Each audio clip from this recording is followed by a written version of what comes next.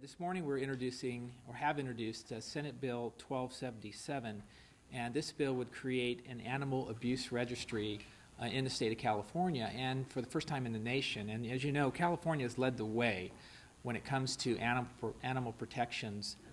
Over the last couple of years, we have seen Prop 2 passed. We have seen the governor sign tail docking bill last year. We've seen some major legislation passed with protection of animals when it comes to cruelty. We think this is just the next step in terms of making sure California is at the forefront of animal protection. I do want to thank everyone for coming. This bill specifically would say any person over 18 years of age convicted of felony animal abuse would have to register with local law enforcement. And what it says to most of us is, as you probably know, local law enforcement has on its registries today arson and sex crimes. We would like to make sure that we have animal abuse protections as well. I can't tell you how many times I have been told by folks that they live next door to a repeated offender. I have folks who tell me that they're worried when people go to adoption centers for animals and know for a fact that in many cases some of these folks are abusers and have been in other states. This, we believe, will actually allow us the ability to identify animal abusers in the state of California in a much more prevalent way and in a much better way. So we're very happy to have introduced this legislation. I can tell you that the payment of this registry will be through the creation of, if you will, a pet food fee. We are debating whether that should be 3 cents or 2 cents. We are waiting for the economic analysis to see if it raises the appropriate amount of money. I can tell you that however the economic analysis comes out in terms of the registry, we would like to take the excess funds, any excess funds provided beyond the registry to spay-neuter efforts in the state of California. We know how important that is. We know it's a long overdue need. We know our county shelters need it. We know it's costing the state of California quite a bit, and there's no need to have excessive euthanasia of these animals if we can produce the funds from this particular bill. So we think this is a win-win. We're very happy that all the support we've received. We particularly would like to thank the Animal Defense Fund, Legal Defense Fund, for helping us bring this very, very important issue before the legislature here in California. And with that, I'd like to please have Stephen Wells come up and give you the particulars and thank him for being here today, and then we'll take some questions from folks. Thank you. Thanks for coming. You got it. Come on. It's a pleasure to be here with Senator Florez today to announce this historic legislation. If enacted, SB 1277 will make California the first state in the nation to require mandatory registration of convicted animal abusers. Senator Florez is a leader when it comes to recognizing that we have an ethical responsibility to protect animals, and he also recognizes that animal abusers also go on to commit acts of violence against people. The Animal Legal Defense Fund has worked for over 30 years to protect the lives and interests of animals. Today, as Senator Florez announces this historic bill, we're also announcing the launch of our new website, exposeanimalabusers.org. This will be part of a national campaign by the Animal Legal Defense Fund to get communities across the nation and states to enact legislation to protect their communities from dangerous animal abusers, especially repeat offenders. In story after heartbreaking story, we've seen animal abusers go on to commit nearly identical crimes in different communities. For example, animal abusers are 5 times more likely to commit acts of violence towards people and 4 times more likely to commit acts of property damage. Decades ago, the FBI recognized that many serial killers started out abusing animals as well. The Boston Strangler, Jeffrey Dahmer, all started out by abusing animals. Through the Animal Legal Defense Fund's website, exposeanimalabusers.org, citizens across the country can directly connect with their own state legislatures via one-click activism And we will be there to support their efforts to get this important legislation passed in their communities as well. This campaign marks the first time a national organization will be working directly with grassroots as well as with legislatures across the country to pass an important piece of legislation promoting vital animal abuser registries. Pet lovers, animal shelters, and local law enforcement have the right to know if dangerous convicted felons are in their communities. The Animal Legal Defense Fund thanks Senator Florez for sponsoring this animal abuser registry, and we are certain that this will be the start of a campaign that will sweep across the country. Thank you, Senator Florez. Thank you. Okay, any questions? Senator, you're hoping to classify this as a fee, did I understand you correctly, and not a tax? Okay, Kevin, I got to go to my local My apologies. person. Sorry. What's the practical goal of this bill? Is it to stop abusers from abusing another animal, and how would having their name on a website help? I mean, I understand with child abusers, people know then maybe they don't want to live in that neighborhood, but can you kind of...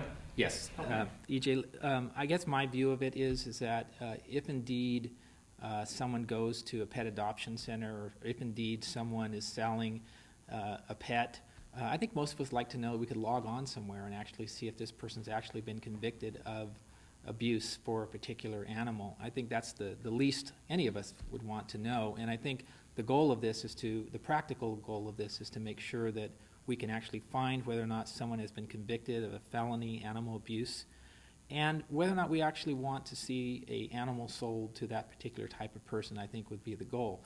I do think, though, however, Stephen said earlier that the goal is to also make sure law enforcement is well aware of some of the activities that sometimes surround these types of individuals.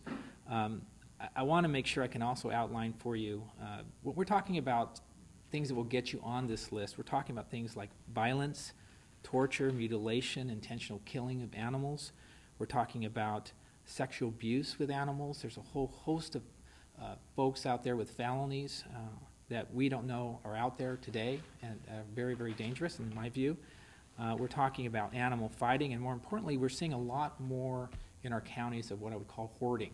You know, people who have been convicted for, in many cases, thousands and thousands of cats and dogs who are being starved, and in many cases being hoarded in places that are unconscionable. And I know our counties are doing our best to get out there, but the reality is we can stop somebody early when they move into a county and we know that they're coming into a county.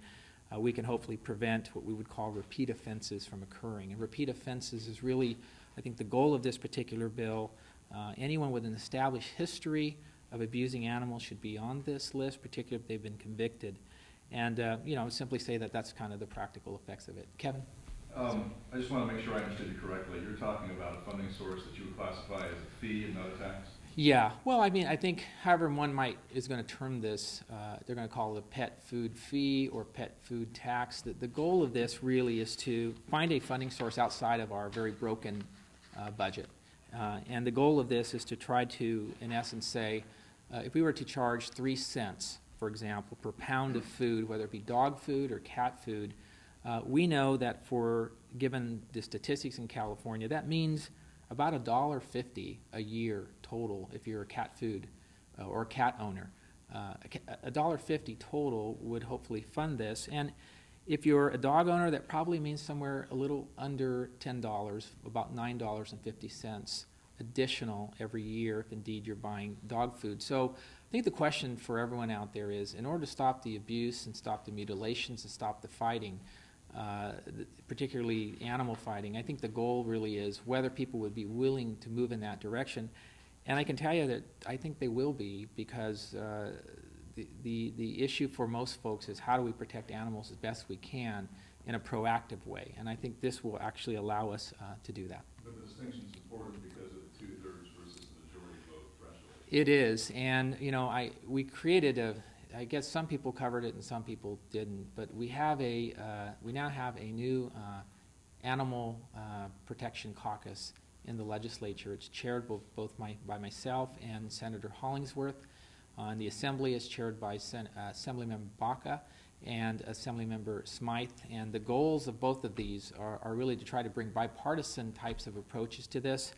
I would expect this would be high on their consideration list, and I'm very hopeful that they will see that indeed, if the reaction is as we think it will be, that pet owners throughout California will stand up, as they always have, for the protection of pets, and that's the reason I believe they joined this caucus, hopefully. You know, they all joined this to hopefully fight together. Both bills are, though, key to 2/3 bills. Important. Yeah, they're 2/3, but again, I think we're not as worried about that, just given the fact that we have, I remember just being at a reception just a couple weeks ago when we had Senator Strickland saying that he looks forward to working on animal protection issues in a bipartisan manner. Assemblyman Smythe, as a co-chair of this, also said the same thing. So I think there's some semblance to have some conversations about this. I doubt if they will outright just say no to this, because I think it's one of those issues that hopefully we can all try to work together on. It's the purpose of the Animal Protection Caucus, and these are going to be the kinds of issues that we have hopefully start to work on. Your critics might say that obviously you're running for lieutenant governor, and that these are two high-profile bills that probably face very long odds in the legislature. Republicans have said they're not going to vote for taxes. Yeah. And that you're doing these to basically gain attention for your lieutenant governor run. How would you respond? Well, EJ, you know, we've been having so many press conferences for the last 12 years. I guess I'd be running for lieutenant governor for all those years. We try to work on issues that really matter. And in fact, I'm very proud to say I represent a very conservative area, the Central Valley, where folks said Prop 2 wouldn't have a chance, it wouldn't pass, it couldn't go forward. I was very proud of my home county, Kern County, for passing Prop 2. I think we want to bring attention to this. We want to make it as high profile as possible. We think that if indeed the legislature has these debates, they're worthy debates. Up or down, good or bad, these are the debates that should occur here in California, and you know, I think there are good debates. I mean, I think these are as important as our Republican colleagues in introducing corporate tax credits that they think might stimulate jobs. One might say that might not have a running shot on the other side, but yet they introduce the bills. They're very high profile. They have press conferences as well on the bills, and we're doing, I think on our part, we're introducing bills that I think have make a lot of sense to people in California, particularly where I think California is going when it comes to animal protection. We passed Prop 2 by the largest margin of any initiative in California history.